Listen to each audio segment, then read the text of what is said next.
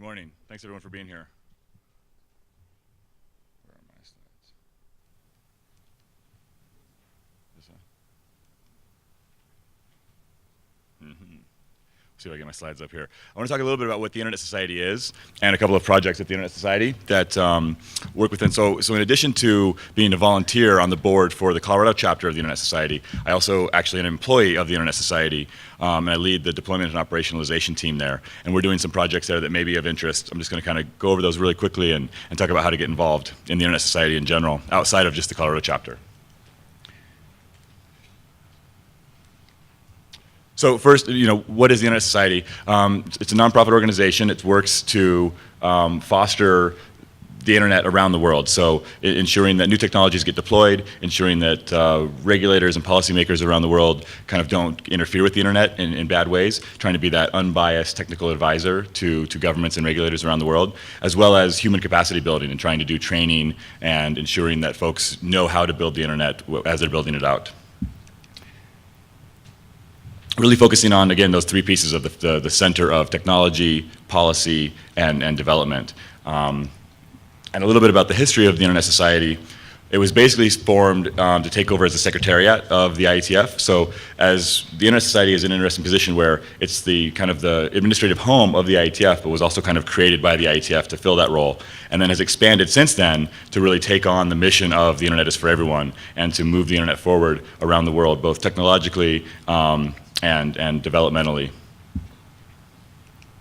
Oops. There we go. So one of the big strengths of the Internet Society now is that there's members, tens and tens of thousands of members all around the world. There's chapters all over the world, hundreds of chapters all around the world. And so it's this huge base of trying to look at the internet from kind of all perspectives, from all regions and all different levels of technology and different aspects of the industry itself. And then what I really want to talk about a little bit is a couple of projects that are going on within the deployment and operationalization team within the Internet Society. So we have Deploy 360. We are also working on bootstrapping a best current operational practices effort, and then we're also working on bringing more operators into the IETF. And I think all three of those projects are probably a little bit relevant to this audience since we're all out there kind of working on technology and deploying things. So this is the team, myself, Dan York, Megan Cruz, and Jan Zors. So you'll probably, if you travel a lot, will see us at conferences running around the world talking about these things. So first I want to talk about our flagship project, the Deploy 360 project. And really the aim here is to bridge the gap between IETF standards and actual deployment and operationalization of those standards. So a lot of times IETF RFCs are great at explaining how to code up software or how to build machines that are going to run these protocols, but not necessarily how to actually deploy them in the real world. And so what we try to do is work with first adopters to understand use cases and case studies and actual, how do you actually get these technologies deployed out in the real world, and then bring that information so that the fast followers can use that and leverage that and get these technologies deployed faster. So we focus on technologies like IPv6, DNSSEC, anti-spoofing, TLS and applications, and a lot of the technologies that are really good for the internet as a whole once they're completely deployed, but maybe each individual actor doesn't have a strong motivation to deploy them, right? There's no way to charge more for it. It doesn't necessarily add products to your portfolio, that kind of thing. So we call them the broccoli technologies sometimes, the ones that are really good for you, but maybe you don't want to deploy them. So the way we do this is through kind of four components. We have the web portal, which is kind of the heart and soul of the Deploy 360 project, and that's where we put up all these resources. So case studies, use cases, how-tos, tutorials, kind of run the gamut of pieces of information that may be helpful to deploying these technologies. We're also on social media, which gives us that back channel so we can have communication with everyone. We do speaking engagements, obviously, and then we have our own conference series, the ION conference series. The web portal, again, as I mentioned, the topics we focus on right now are IPv6, DNSSEC, anti-spoofing, TLS and applications, and securing BGP.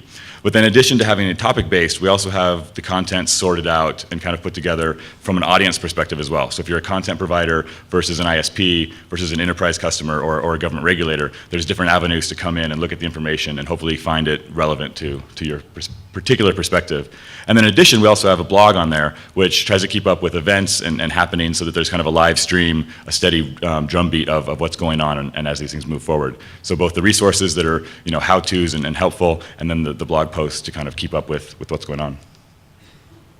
We try to be on social media as much as possible, everywhere that we can be. And again, the real point there is to provide that channel back to us. We really want to get feedback on if these things are working, if there's information you need that we haven't produced, whatever we can do to help. I mean, we're really just trying to help get these technologies deployed, and we want to hear how we're doing. Speaking engagements, we go all over the world and speak. And then the ION conferences, we try to do 3 to 4 conferences a year. They're usually half-day events, and they're co-located with other events. So we try to bolt them on to events in different places around the world so we can talk to different regions and different people from different cultures, as well as different parts of the industry. So we'll go to maybe something that's more of a Linux administrator conference, and then more of a network operators conference, something focused more at the management level, and then something focused more at the technical level, and really try and get a broad perspective, both getting the resources into the hands of all those people, as well as, again, getting your feedback. So, the call to action here is go to internetsociety.org/deploy360, check out the resources. We're still building it up. This is a fairly new project. It's been around for almost 3 years now, so we're building those resources, and we'd really like to hear what you need and what would help you the most, as well as if you have experience deploying any of these technologies, we'd love to get that information up there and highlight your success stories. And any new features as well, looking at maybe building tools, if there's software tools or other things that may help, in addition to just documentation. Our next steps are, as I said, we're going to continue to add more content and then add those features based on your feedback. The second project I want to talk about, which again I think may be relevant to this audience, is the best current operational practices. And this isn't necessarily an Internet Society initiative, it's something that we're helping to try and bootstrap. And what it really is all about is the fact that I think that, or we think that there is a lot of tribal knowledge within the internet industry. There's a lot of network engineers who know things, and if you know them, you can go ask them questions. At the network operator groups or events like this, you can bump into people, you can ask them questions in the hallway, you may even see a really great presentation. But there's no real central place where all that information is stored, and there's no one really managing or taking care of it. So when it comes down to actually going out and saying, okay, I need to deploy BCP38, a search on the internet may find a bunch of information, but you don't really know what's the most current, what's the most accurate, and what is really the best advice on how to deploy this technology. And so especially if you're at a newer company, a smaller company, or a company in a less developed part of the world, there may be no way for you to get that information from the people who have it. So what we'd really like to do is have engineers write this stuff down. It seems to kind of make sense. If I go the right way. So what we'd really like to do is build an open repository of living documents written for engineers, by engineers, that document all of these various things. And a lot of them, really, it comes down to, a lot of it's common sense stuff for us who are, if you're an engineer and you're working on routers and switches every day, it may be things that you think are just kind of common knowledge and common sense. But there's a lot of people out there who don't have access to that information. And so writing those things down and being able to share it is the goal here. There's a couple of links here that you can look at that show where these efforts are around the world. We're kind of trying, like I said, we're trying to bootstrap these in a regional effort due to language and cultural differences in all the different regions kind of along the side of the RIR regions and the big network operator group regions. And then a list of topics of things that are potentially interesting there as well. The last project I want to talk about is if you look at this, right, a big part of what we're doing with the Internet Society and the deployment and operationalization team is fostering communication, right? So the Deploy 360 program is all about taking information from the IETF and getting it out to operators in a way that's easily digestible and makes sense and is able to deploy. The BCOP project is all about having operators talk to each other to keep those best current operational practices relevant and live. And then the operators in the IETF is kind of the final piece, which is that feedback loop from operators back into the IETF.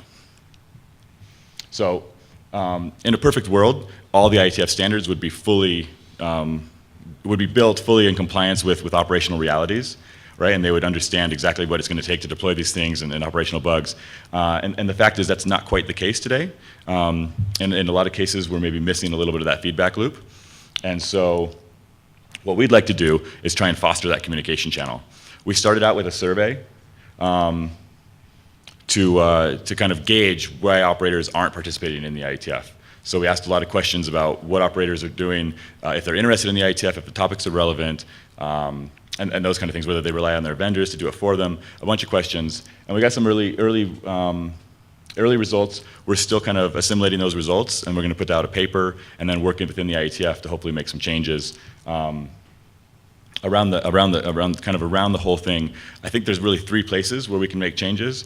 I think there's definitely obviously a place where maybe the IETF could make some changes to make it easier for operators to participate, to get their requirements in, and then check things at the end of the process. I think that there's definitely going to be some things that operators, and maybe more relevantly operator groups, can do to try and bring this together and kind of make sure that operators are informed of what's even going on in the IETF, so if they need to raise their hand, they can. And then there's probably some things that the Internet Society itself can do to foster that collaboration. So, like I said, over the next few months, you'll see a paper coming out from the Internet Society looking at all these questions and these problems, and we'd really like your feedback on that as it happens. And with that, I think I'd like to turn it back over to the regular program.